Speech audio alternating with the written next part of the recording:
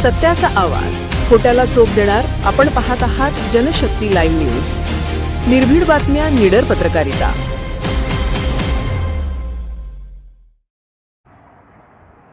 2023ची सुधारित पाणीपुरवठा योजना मार्गी लागण्यापूर्वीच दुरुस्ती, ठेकेदारास नोटीस काढण्याची सभागृहात मागणी.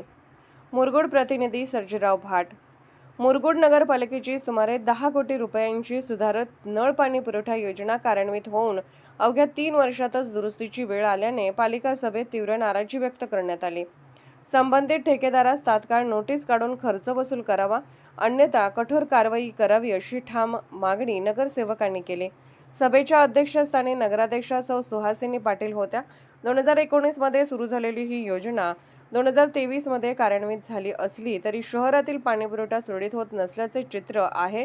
शहराला 24 तास पाणी पुरवठ्याचे नियोजन असताना प्रत्यक्षात नागरिकांना केवळ 20 मिनिटेच पाणी मिळत आहे.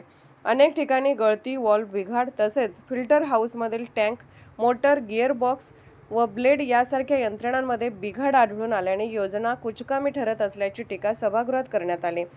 या दुरुस्ती कामासाठी सुमारे 5 ते 6 लाखांचा खर्च अपेक्षित असून तो संबंधित ठेकेदाराकडून वसूल करावा आणि त्यांच्या डिपॉझिटमधून वसुली करावी अशी सूचना नगरसेवक SV चौगले यांनी मांडली. दरम्यान थकीत मालमत्ता कर असलेल्या मिळकतधारकांना सवलत देण्याच्या प्रस्तावालाही सभेत जोरदार विरोध झाला.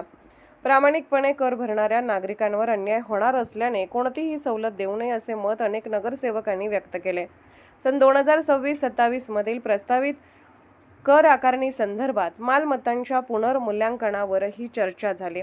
नव्याने बांधलेल्या मिळकतीचे मोजमाप करून कर वाढीचा निर्णय सभागृहानेच घ्यावा अशी मागणी नगरसेवक अनिल राऊत, दत्तात्रय मंडलिक आणि SV चौगले यांनी केली. याशिवाय नमो उद्यानासाठी तातडीने भूसंपादन करण्याचा निर्णय घेण्यात आला.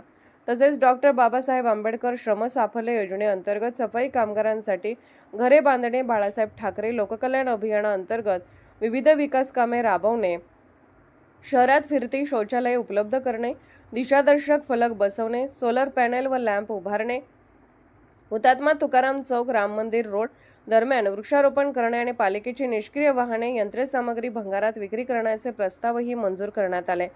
सभेत विविध विषयांवर नगरसेवक सुहास कराडे, सत्यजित पाटील, सुनील रणवरे, रणजित भारमल, राजेंद्र आमते, सुनील मंडलिक, सुजाता पुजारी, वैशाली गोधडे आणि गीतांजली अंगज यांनी सहभाग घेतला. मुख्याधिकारी अतिश वाळुंज आणि विभाग प्रमुखांनी उपस्थित प्रश्नांना उत्तरे दिली. विषयपत्रिका वाचन रणजित निंबाळकर यांनी केले तर कार्यालयीन अधीक्षक स्नेहल नरके पाटील यांनी आभार मानले. जनशक्ती लाईव्ह न्यूज चॅनलला लाईक करा, शेअर करा आणि सबस्क्राईब करा.